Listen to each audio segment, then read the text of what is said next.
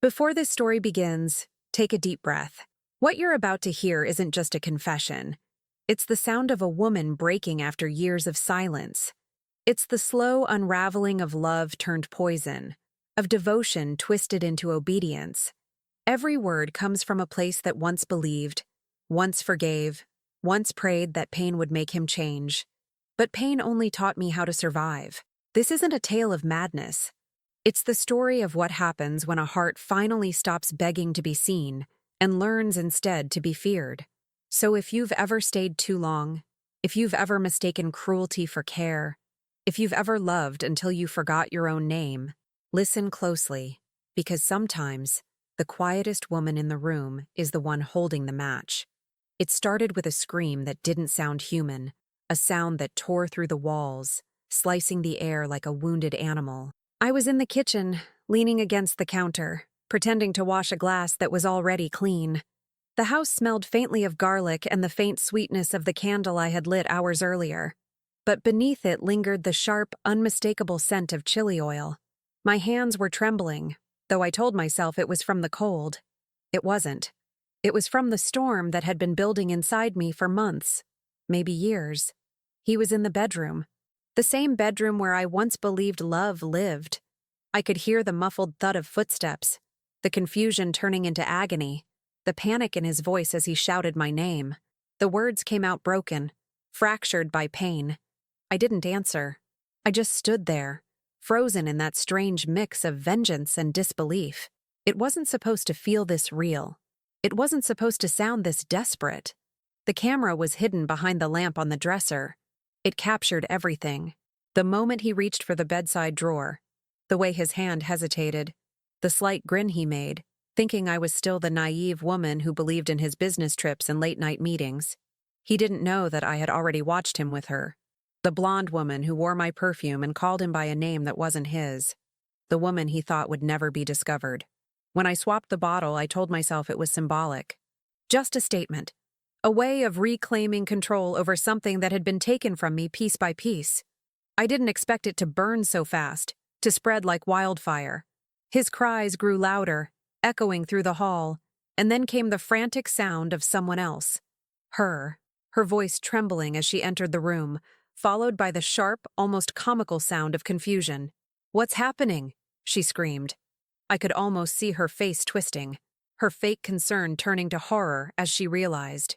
I imagined her mascara running, her expensive blouse stained with his sweat. I imagined the moment she understood that this wasn't passion. It was pain. The kind of pain that leaves marks you can't wash away. I stepped closer to the door, my breath shallow, my heart pounding so violently it hurt. I wanted to stop it, to open the door and scream at both of them. But I didn't. I stood there watching the shadows on the floor, the shapes of two bodies moving in chaos. And I thought about every night I had spent alone while he whispered to someone else. Every excuse, every lie, every time I cooked dinner for a man who was already feeding someone else's hunger. The sound of the door slamming broke the trance. I peeked from the hallway just in time to see her running out, clutching her purse, crying, her voice echoing with disbelief. He followed, still cursing, still burning, still in denial. That image will never leave me. The man who thought he was untouchable, brought to his knees by something as simple as truth disguised in heat. And there I was, in the same place where our story had begun, now watching it end. The same floor that once held our laughter was now covered in sweat and betrayal. I picked up the camera, stopped the recording, and looked at my reflection in the black screen. My hands were shaking. My eyes didn't look like mine. I didn't feel victorious. I felt empty. The silence after his screams was worse than the noise. It was the silence of a woman who had nothing left to lose. The silence of a love cremated by its own deceit. Before the flames, before the taste of vengeance that burned in my throat, there was only silence. The kind of silence that hides behind routine, that smells like laundry detergent and overcooked rice. The silence of a house pretending to be happy. I can still remember the sound of our ceiling fan, its slow rotation marking the rhythm of my denial. We had been married for 12 years then. We lived in a modest house in Glendale, a place with too much sunlight and not enough shadows to hide the truth. When we first moved in, it felt like a dream. He carried me over the threshold, laughing, whispering that this would be our forever. I believed him so deeply it almost feels humiliating to admit it now. In those days, I thought marriage was about endurance, about giving more than you received and calling it love. He worked as a regional sales manager for a lighting company, always on the road, always with meetings, always with dinners that stretched into the night. I used to pack his bags, slipping in little notes that said things like, "Miss you already," and "Come back soon." I remember the way his shirts smelled, clean cotton, faint aftershave, something comforting. I never imagined one day that same scent would make my stomach turn. I was a receptionist at a pediatric clinic then, the kind of job where kindness becomes muscle memory. I used to tell people I liked helping others. What I didn't say was that helping others was easier than helping myself. The first time I noticed something off, it was 2017. He had started sleeping with his phone under the pillow. Before that, it used to rest on the nightstand, screen glowing in the dark, harmless. I asked about it once, half joking, and he smiled. God, that smile. And said he didn't want me to wake up from work calls. The way he said it made me feel small for even asking. I laughed it off, kissed him goodnight, and convinced myself that suspicion was just insecurity wearing perfume. But it grew, like a shadow that no longer obeys the light. There were other things too, subtle things. The scent of someone else's perfume clinging to his jacket, a strand of hair too light to be mine, business trips that got longer, dinners that became overnight stays. And then, the laughter, faint, hidden, that came from another room when he thought I was asleep. I remember once waking up at 3 a.m. and finding him in the kitchen whispering on the phone. He said he was talking to a client in another time zone. The next day, I looked through his phone records, my hands shaking, my heart trying to beat quietly enough to keep from waking him. There were numbers I didn't recognize, calls made at impossible hours. I didn't confront him. Not yet. I told myself good wives trust. We tried to fix things. Or maybe I just tried. I painted the living room, changed the curtains, cooked his favorite meals. I told myself that if the house looked warmer, he would want to come home sooner. I remember the smell of roasted garlic filling the air as I set the table for 2, only to eat alone when he texted that a meeting ran late. The cat would watch me from the counter, tail twitching, as I threw his untouched food into the trash. I stopped dressing up. I stopped talking to friends. My world shrank to the shape of his absence. The breaking point came in 2020. He'd left for another conference in Phoenix. I decided to surprise him. I packed a small bag, took a bus, and booked a hotel 2 blocks away from the one he said he was staying at. That night, I watched from across the street as he stepped out of the lobby. Not alone, but with her. She was tall, blonde, young enough to still believe in promises. I watched them hold hands, laugh, walk to a car I recognized. My chest felt like glass cracking. I wanted to scream his name, to run and tear the lie apart right there on the sidewalk. Instead, I stood frozen, clutching my phone so tight my knuckles went white. I remember the way the city lights flickered against the windshield, the way his hand rested on her thigh. And I remember thinking, that's mine. My heart, my years, my everything. And it looked like a stranger's accessory. I didn't confront him when he came home. I waited. I needed more than suspicion. I needed the truth to scream back at me so loudly that even he couldn't deny it. I started tracking small details, the mileage on his car, the smell of his clothes, the way his wedding ring sometimes vanished for days. I checked his emails, then his receipts. The lies were everywhere, written in the ink of ordinary things. A hotel charge hidden under client meeting, a new credit card I never knew existed, a restaurant bill with 2 glasses of wine, 2 forks, 2 lives. The hardest part wasn't the cheating. It was how normal everything still looked. He still said good morning, still kissed my forehead, still called me babe. That's what broke me the most. The performance, the act, the idea that he could come home, sit on our couch, and talk about the news as if he hadn't just touched someone else hours before. I started noticing the small delays in his affection, a hug that came half a second too late, eyes that never lingered. Love had become a routine for him, and a wound for me. By 2022, I stopped crying. Grief had hardened into strategy. I bought a small camera, disguised it in a lamp, and told myself I just wanted proof. Proof that would make sense of my insanity. When I finally caught them, I didn't feel the explosion I expected.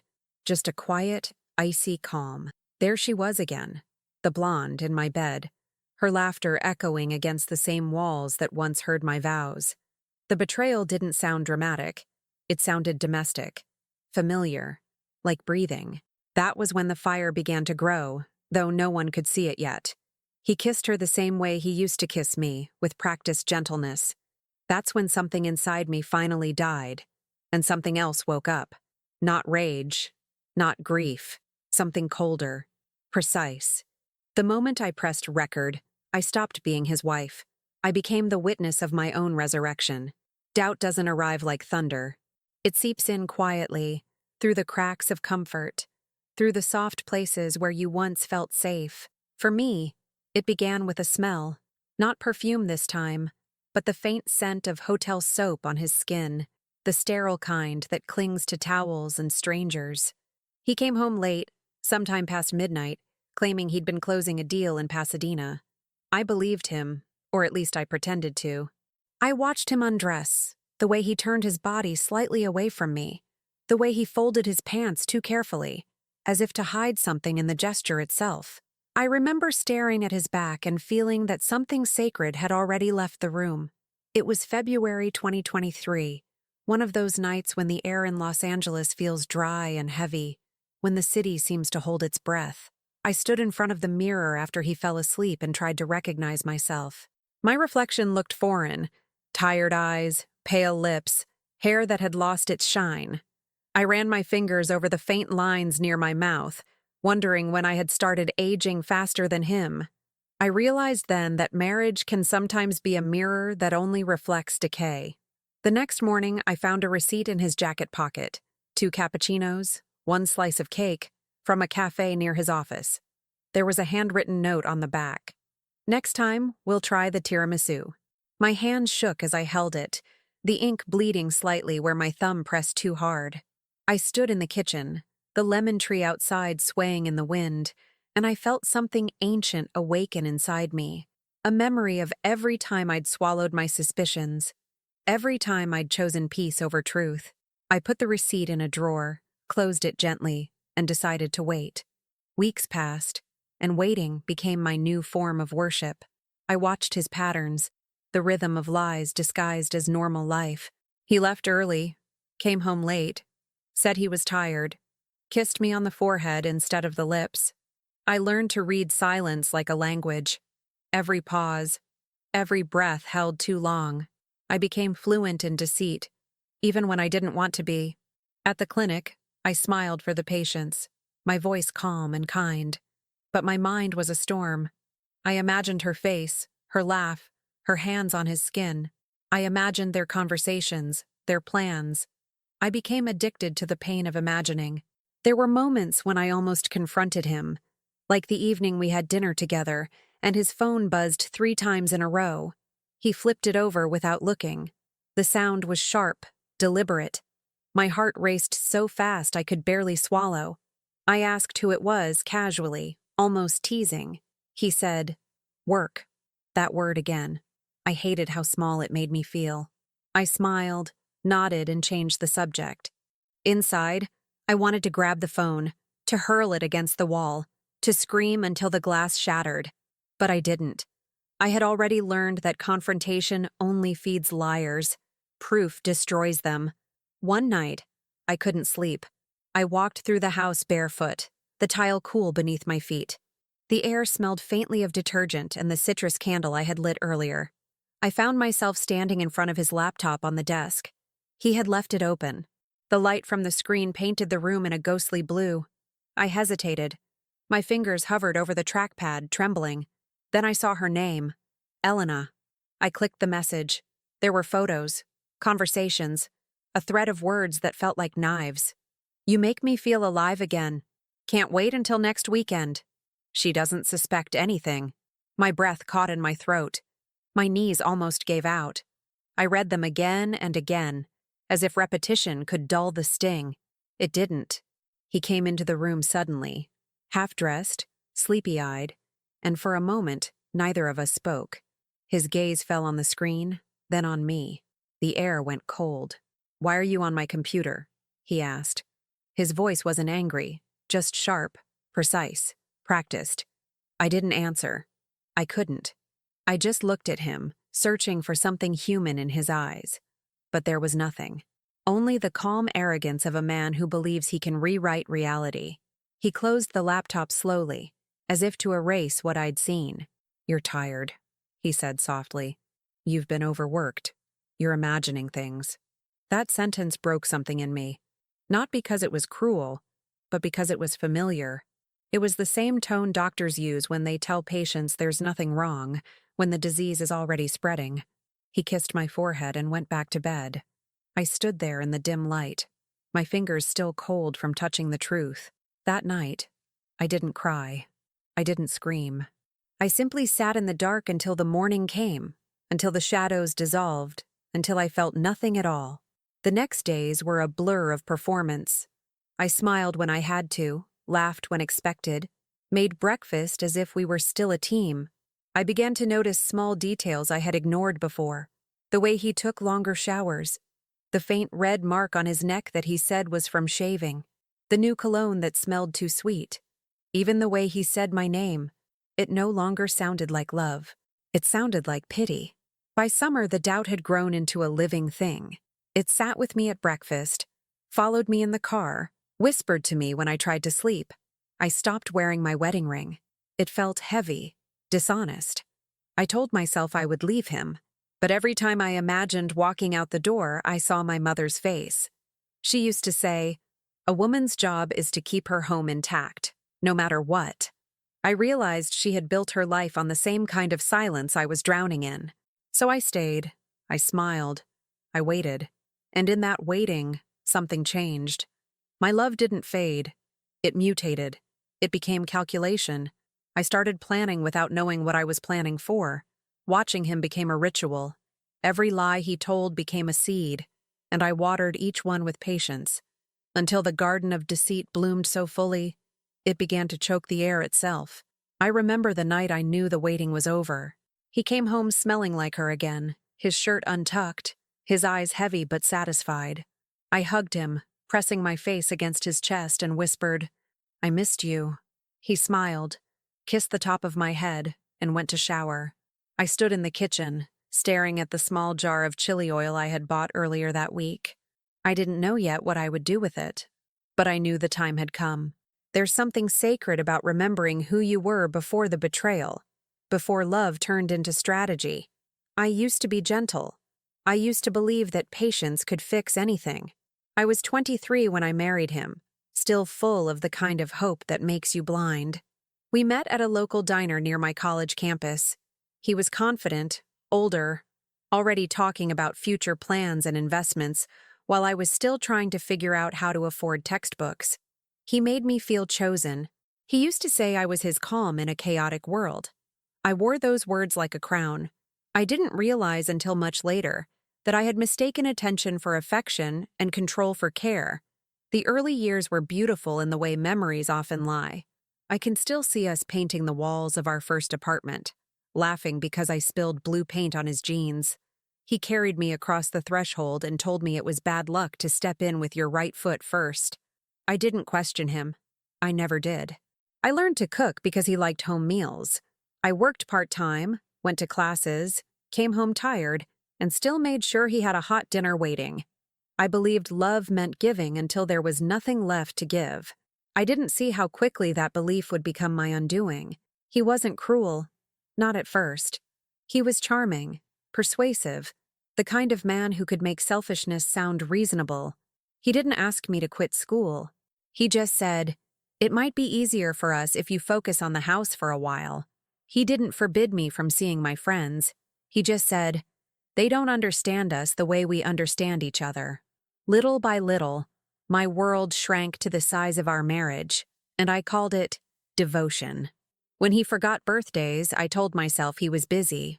When he raised his voice, I told myself he was stressed. When he stayed out late, I told myself he was tired. I became fluent in making excuses for him, as if explaining his behavior could justify the emptiness it left behind. By the time we bought the house in Glendale, I had stopped wanting things for myself. I worked at the clinic because we needed a second income, not because I loved it. I told people I didn't want children yet, but the truth was that he didn't. He said kids were a distraction, that we should enjoy life first. Every time I mentioned the idea, his tone changed, just enough for me to drop the subject. I learned to swallow my wants quietly. I told myself it was maturity, when in reality, it was erasure. I started to notice the imbalance when my father died in 2016. I had been the one holding everything together, planning the funeral, supporting my mother, trying to make sense of the loss. He didn't come to the hospital that night because, as he said, he wasn't close to your dad. I didn't argue. I didn't want another cold silence. But when I looked at him across the table during dinner the next night, his eyes stayed on his phone, and something inside me cracked. That's when the first layer of blindness peeled away. I saw him clearly, just for a moment, and it terrified me. After that, I began to measure time differently. Not in months or seasons, but in sacrifices. The job promotion I turned down because he didn't want me working weekends. The family trip I skipped because he said we needed to save. The friends I stopped calling because he rolled his eyes every time they texted. The nights I waited up, pretending to watch TV while counting the minutes since he'd left the office. I told myself I was being loyal. In reality, I was disappearing one compromise at a time. There's a photograph of us from 2019. We're at the beach in Santa Monica, smiling, the sunset behind us. My hand is resting lightly on his chest. I remember that day so vividly because the image lies. He'd spent most of that trip on his phone, answering work emails. I had cried in the bathroom that morning, quietly, with the shower running to mask the sound. But when he called my name, I wiped my eyes, put on lipstick, and stepped out smiling. That picture became proof, for the world, and for me, that we were fine. I didn't realize then that pretending can be a form of self-harm. I kept hoping for gratitude, some acknowledgement of all I'd given up. But gratitude never came. Instead, there were demands. Critiques disguised as jokes. You've put on some weight, babe. Maybe try something different with your hair. You don't laugh like you used to. Each comment carved into me a little deeper. I tried harder, wore makeup even when I didn't feel like it, cooked elaborate meals, smiled for guests. I was desperate to be seen again, to be chosen again. But you can't resurrect love by performing happiness. Then came the pandemic. The world slowed, but his distance only grew. We were trapped together in the same house, two strangers orbiting a history that no longer made sense. I made puzzles, baked bread, watched news updates obsessively just to fill the silence. He spent hours locked in his office on Zoom meetings, and when I'd knock to bring him coffee, he'd startle like I'd caught him doing something wrong. Sometimes I'd hear laughter from behind the door, soft and intimate, not the kind he shared with me anymore. I'd press my ear against the wood and listen. My own breathing would sound too loud. I told myself that once things returned to normal, we would find our rhythm again. But normal never came. Instead, I found evidence. The perfume, the receipts, the whispers on late-night calls. And yet, I stayed. Out of fear, out of habit, out of the illusion that leaving meant failure. Society teaches women to endure, to fix, to forgive, to burn quietly so that the house doesn't collapse. I followed that script until the smoke filled my lungs. Looking back now, I can see the years of sacrifice for what they really were. A slow erosion of self. Every time I chose his comfort over my truth, I buried another piece of who I was. I became a ghost haunting my own marriage. But ghosts, when they've suffered long enough, stop wanting peace. They start wanting justice.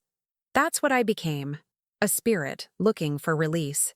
And I didn't yet know that release would come wrapped in fire.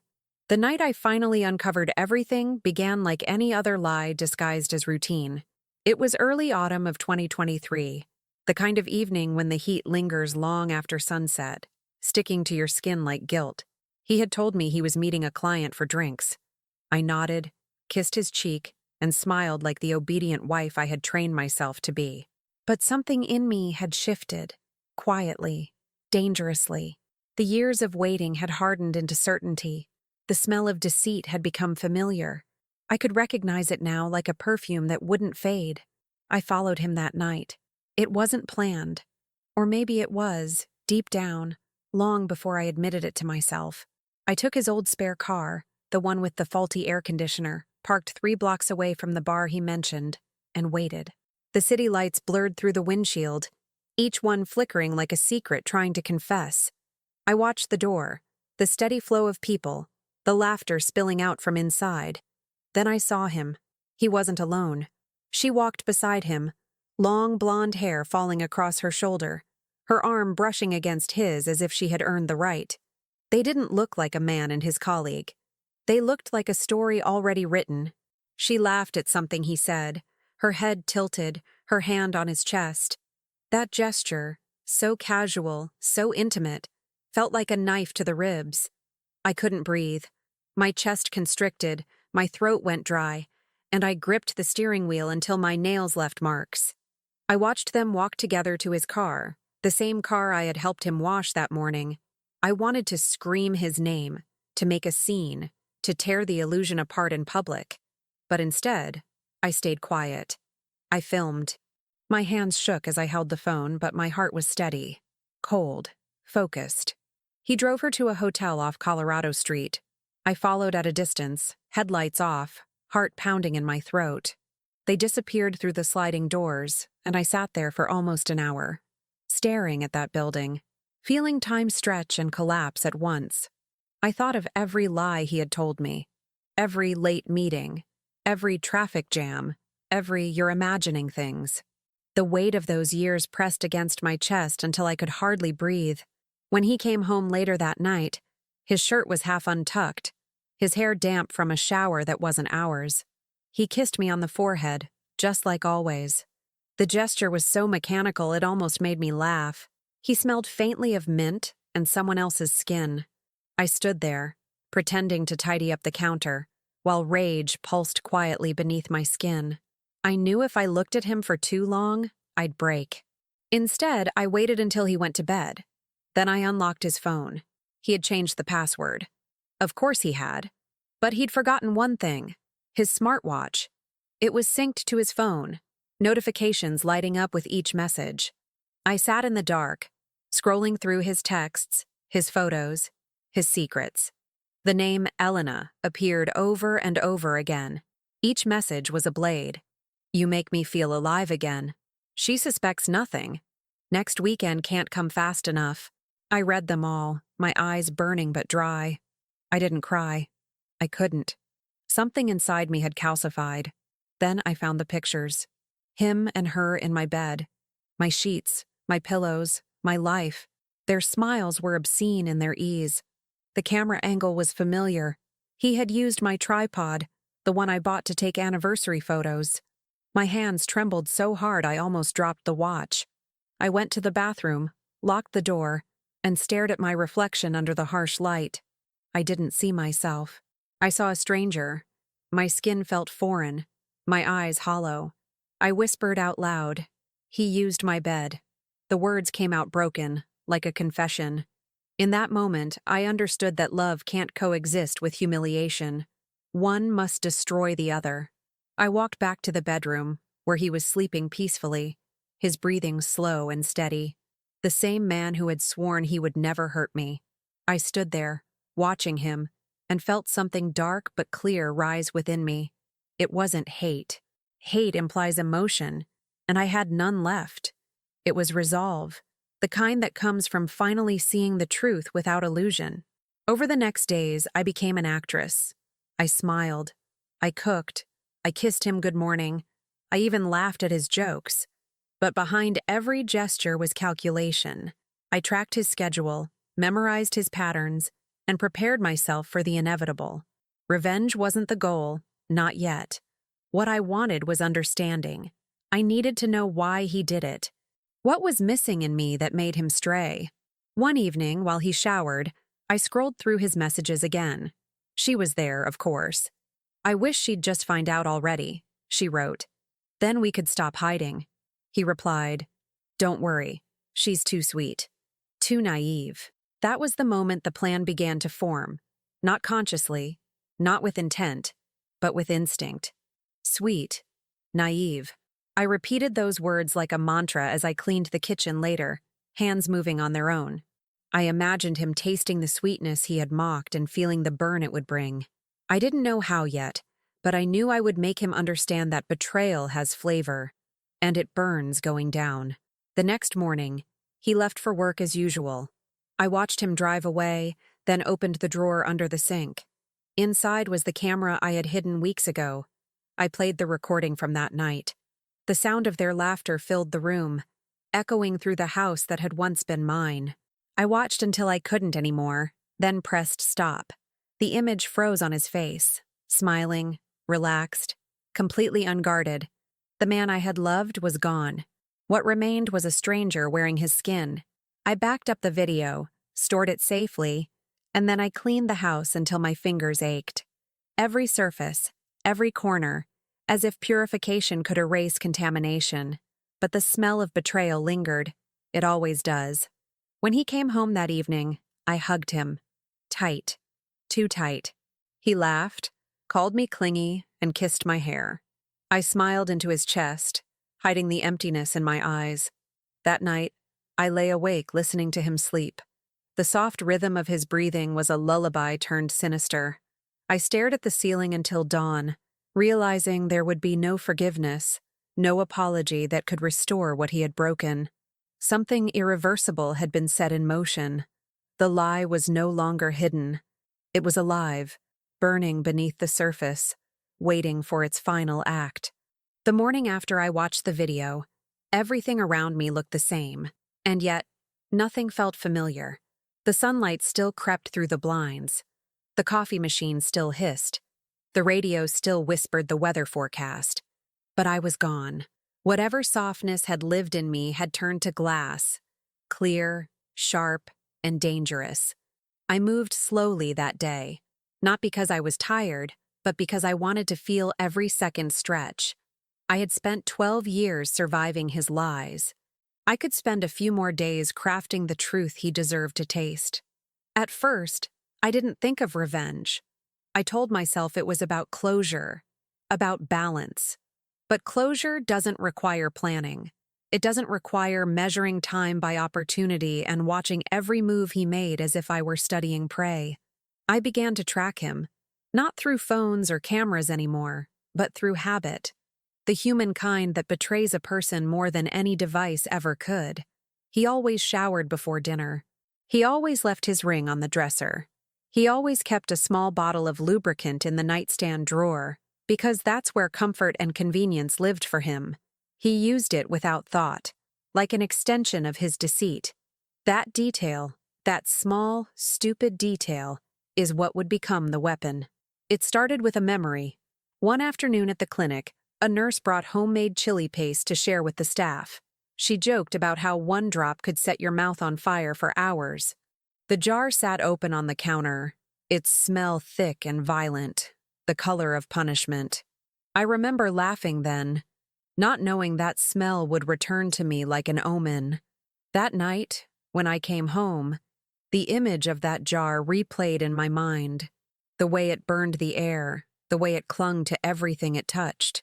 That's when the thought came, not as an idea, but as a pulse.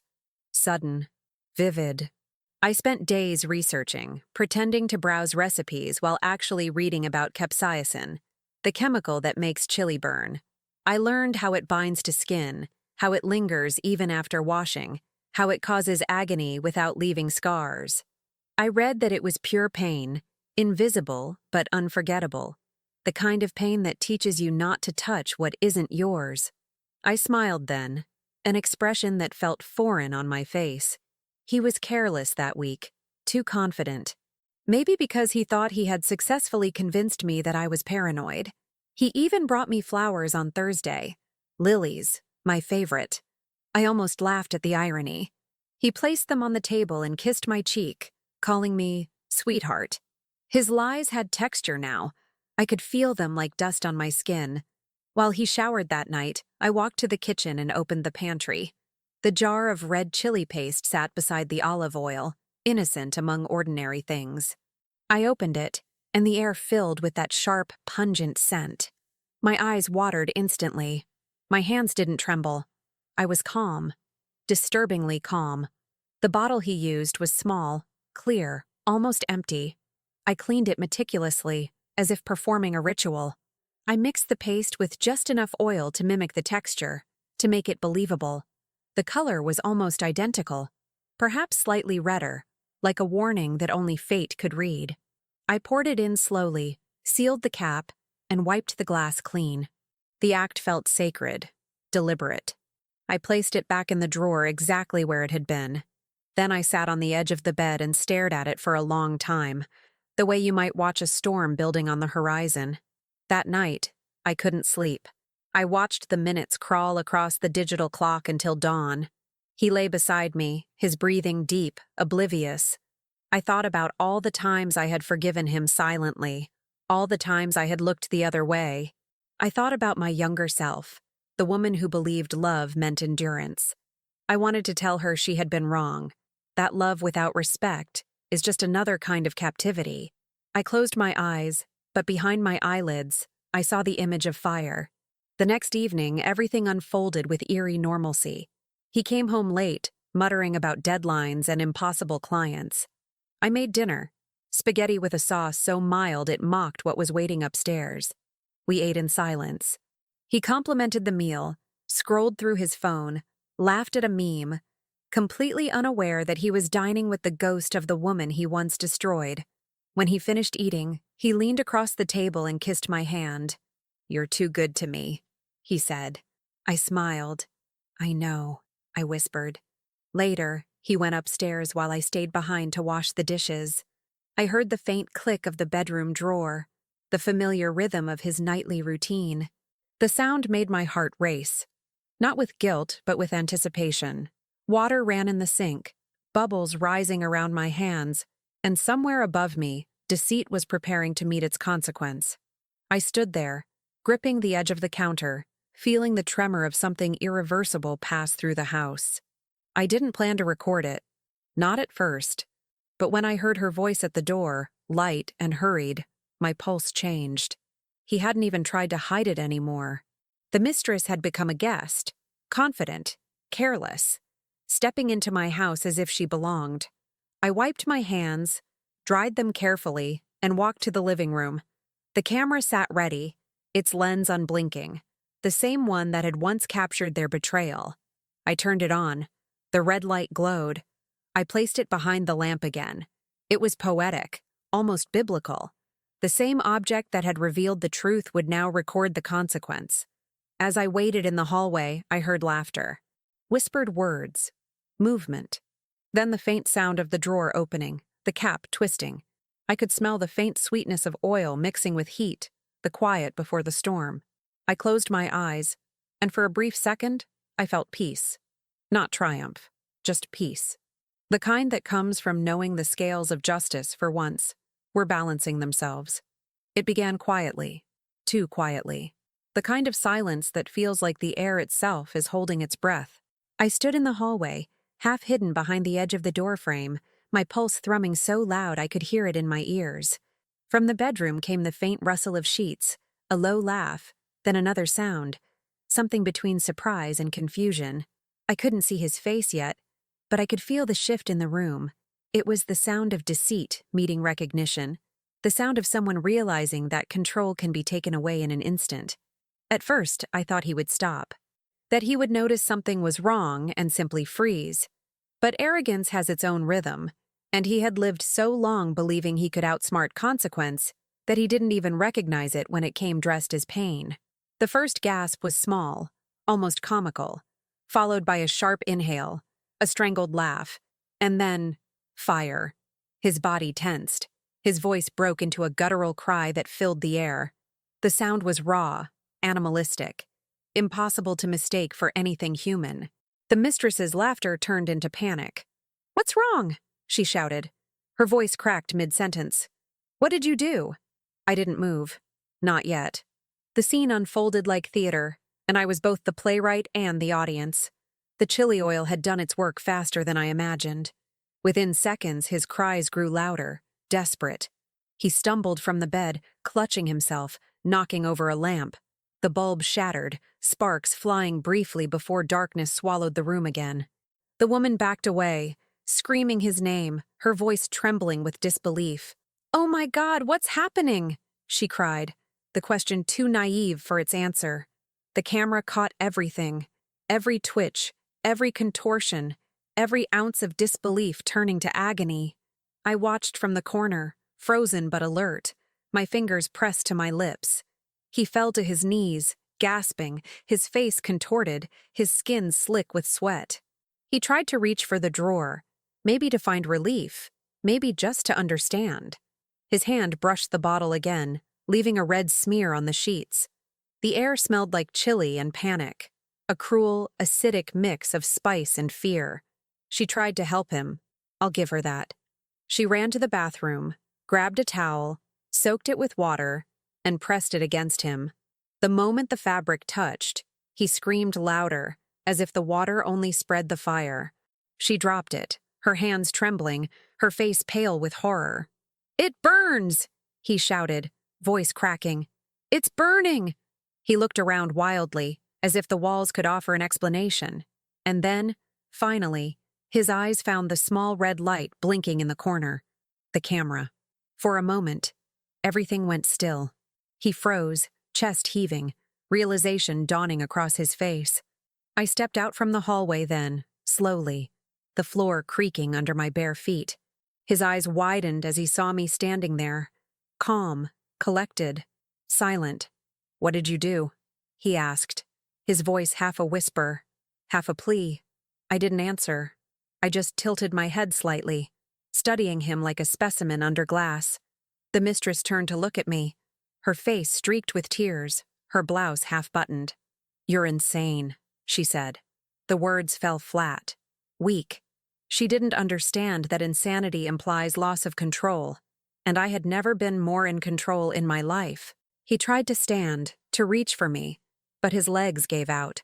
The carpet was stained dark where he had fallen.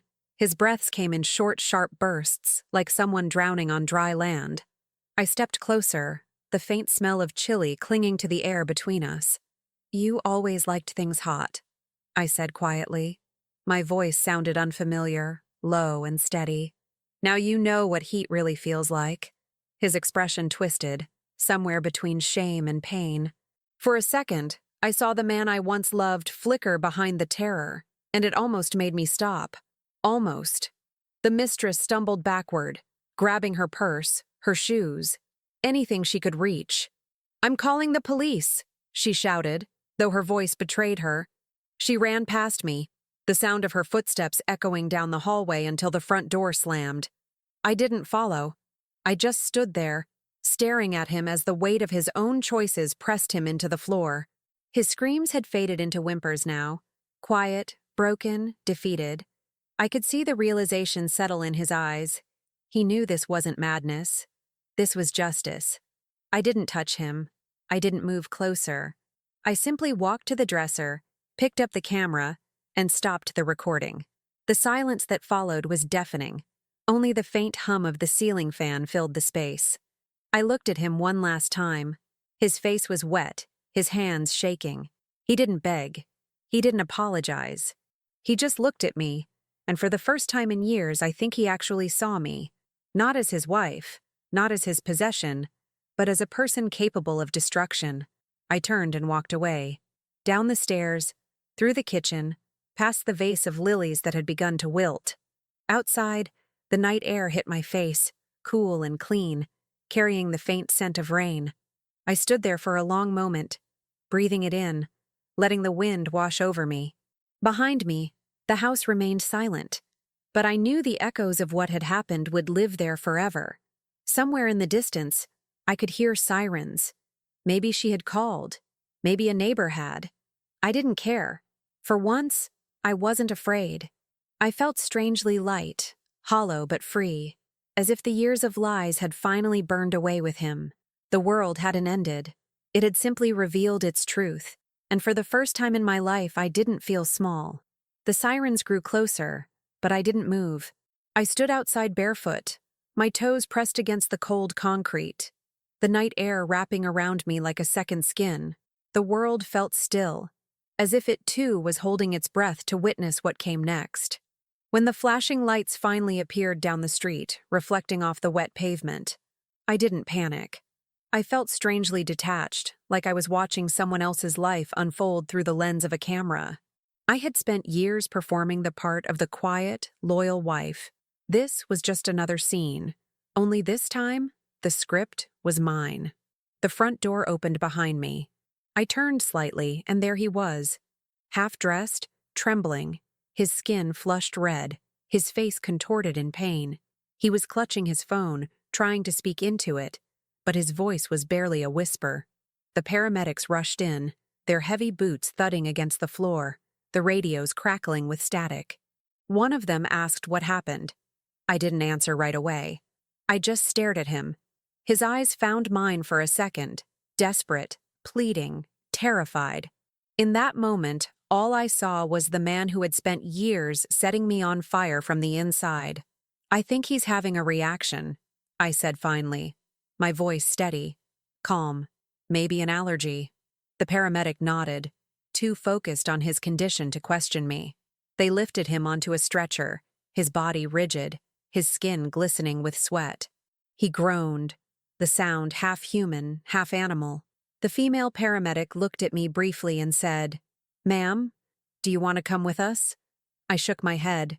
"No, he'll be fine." It was both a lie and a prophecy. As they carried him out, I caught sight of the camera still resting on the dresser. Its small red light was blinking, waiting.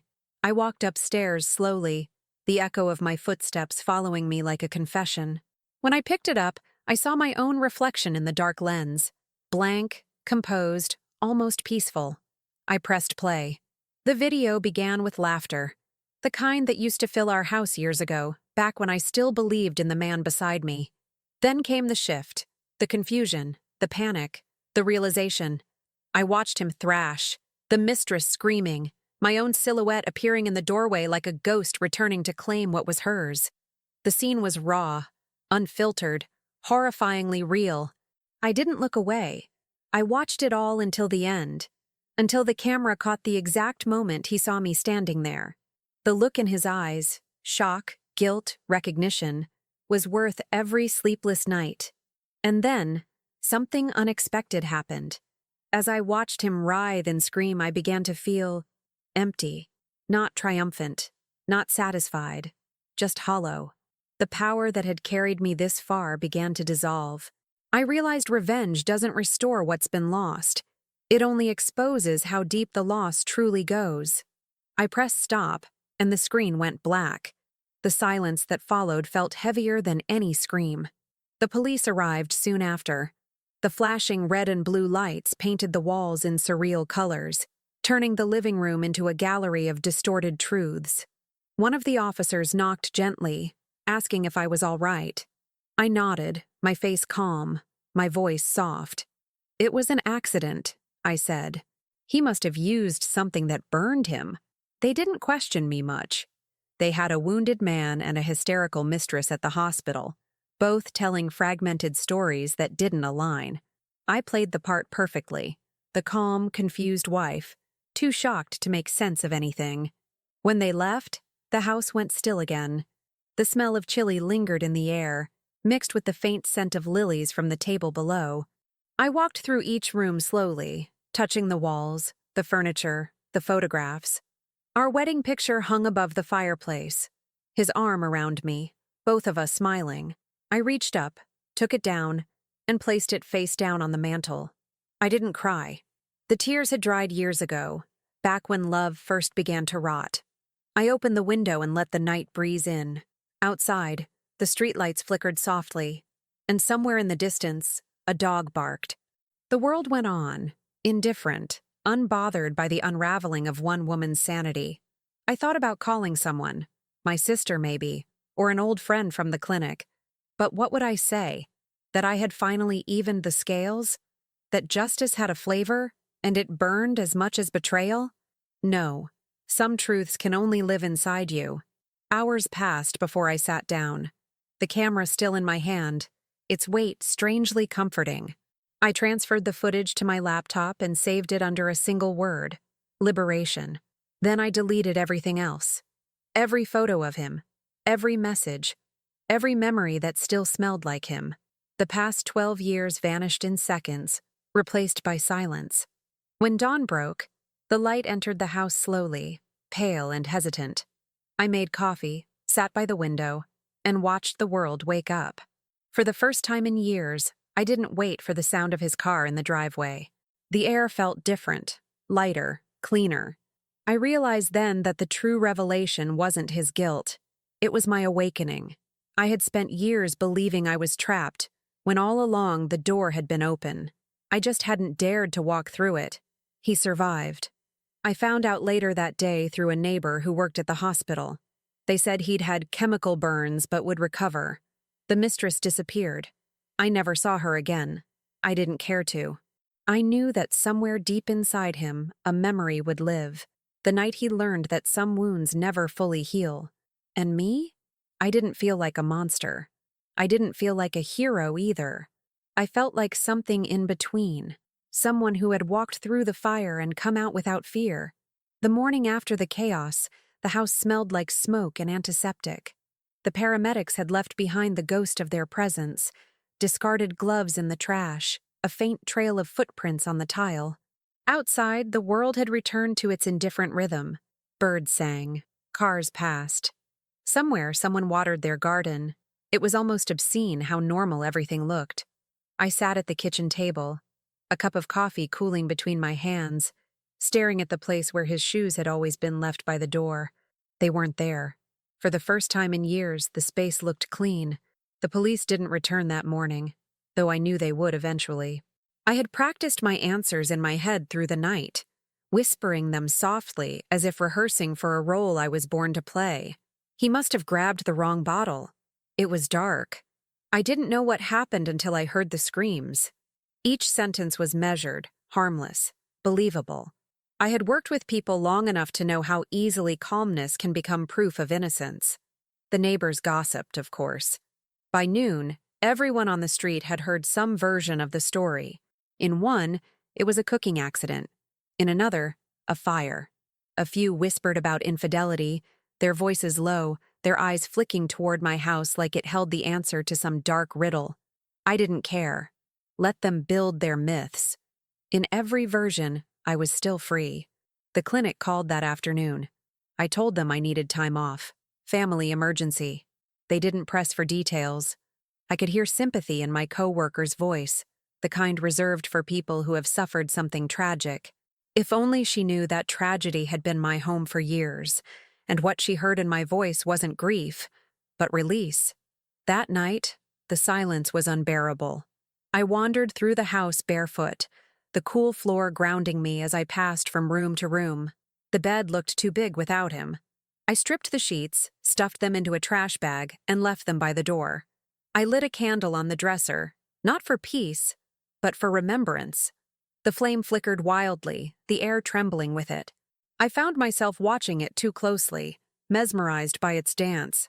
Fire is honest, I thought. It devours what it touches, but at least it doesn't pretend to love. The following days blurred together. He called once, from the hospital. His voice was weak, rasping, almost childlike. He didn't accuse me. He didn't ask why. He just said my name, quietly, like it might still belong to him. "I'm sorry," he whispered. For what? He didn't specify. Sorry for the affair? For the years of lies? For breaking the version of me who once believed in him? It didn't matter. I hung up before he could finish. The apology arrived too late, like a letter sent to an address that no longer existed. Sleep became strange after that. Some nights I dreamed of fire, bright, alive, consuming. Other nights, I dreamed of silence, the kind that follows after screaming stops. Sometimes I woke up drenched in sweat, my throat dry, my heart hammering.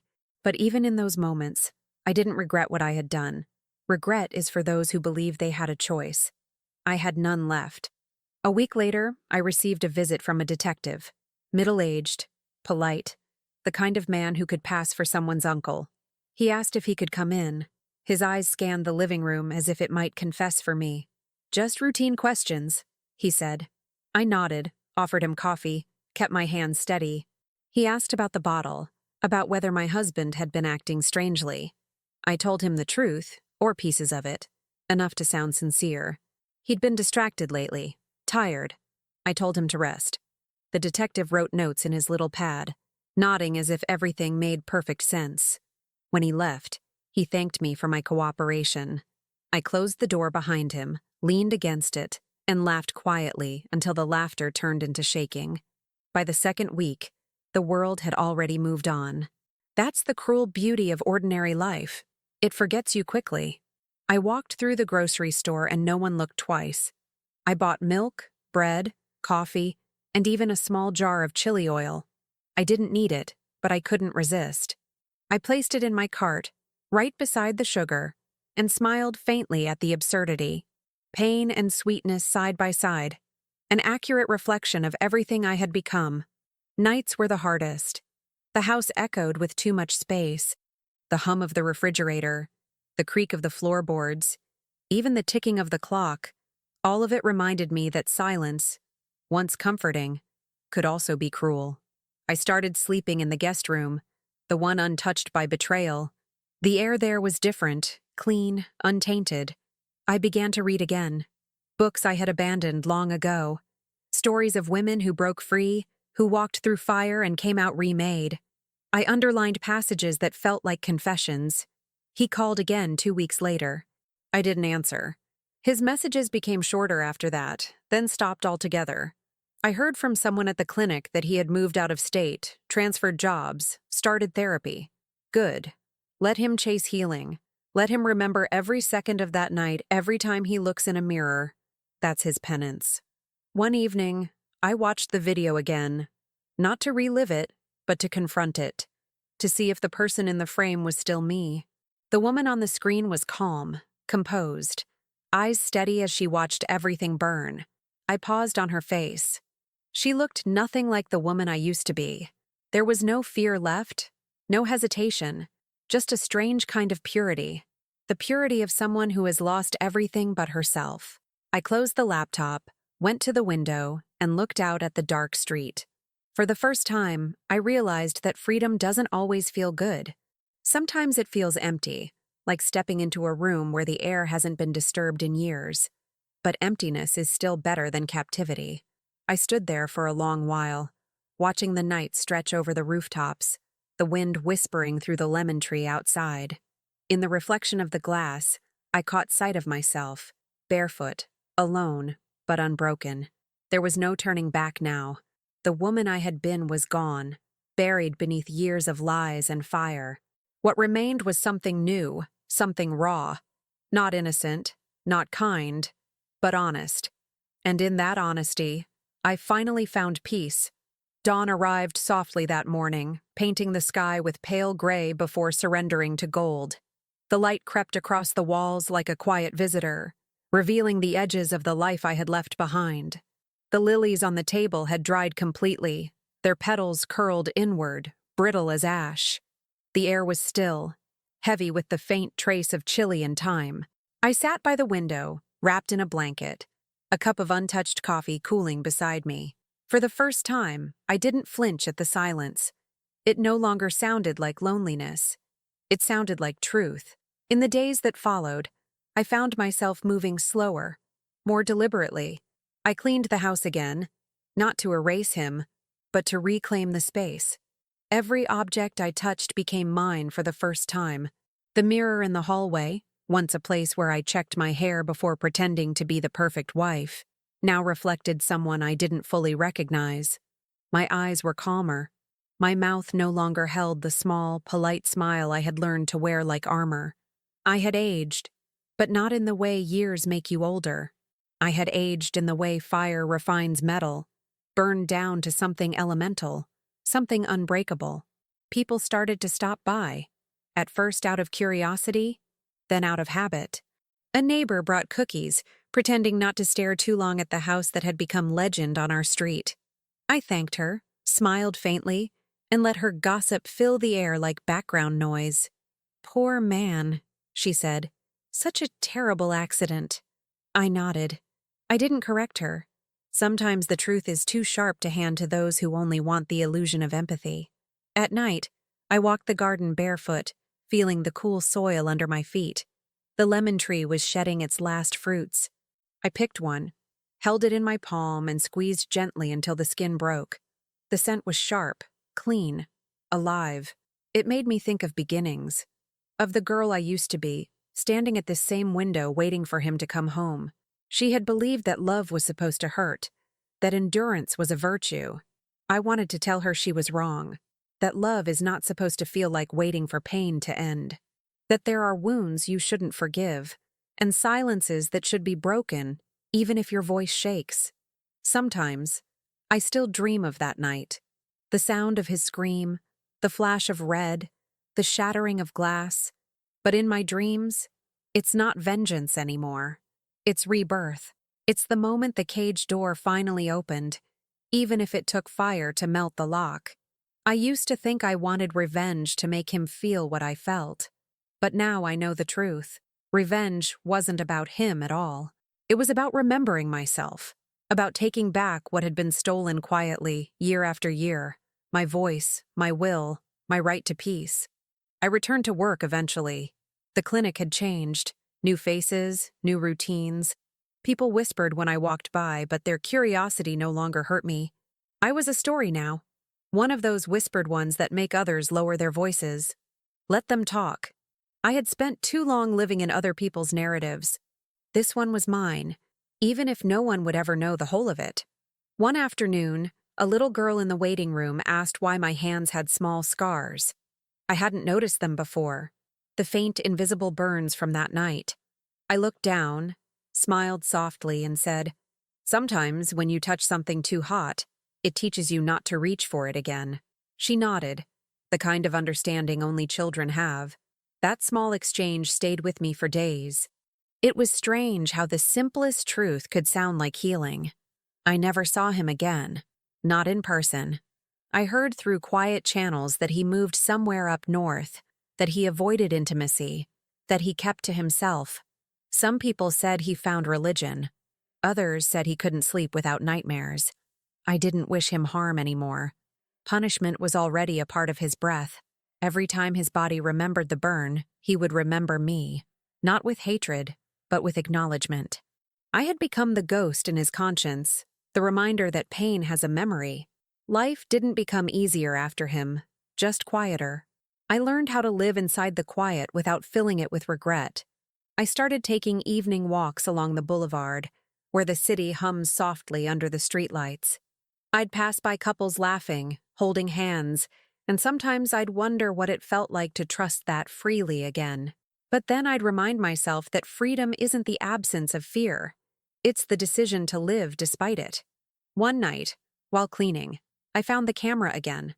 I hadn't touched it since the day I saved the video. My hands hovered over it for a moment, the memory pulsing faintly beneath my skin. Then, without hesitation, I walked to the backyard and set it on the ground. I lit a match, watched the flame curl and sway, and dropped it. The plastic cracked, smoke rising in thin, graceful ribbons. The smell was sharp, chemical, cleansing. I stood there until it was nothing but molten black, until the smoke disappeared into the night sky. I didn't feel relief. I didn't feel sadness either. What I felt was finality, the way an echo fades after its last repetition. The story was over. Not neatly, not heroically, but completely. And in that completion, I found something close to forgiveness. Not for him, but for myself. For the woman who stayed too long, who loved too hard, who mistook endurance for strength. When I went back inside, the candle on the dresser had burned out. I didn't relight it. I didn't need light to see anymore. I walked through the dark rooms, touching the walls as I passed, whispering softly to the quiet. It's over. Outside, the lemon tree swayed gently in the breeze. A single fruit fell, landing softly in the soil below. The air smelled faintly of smoke and citrus, like endings and beginnings, both happening at once. And for the first time, I didn't feel the need to look back.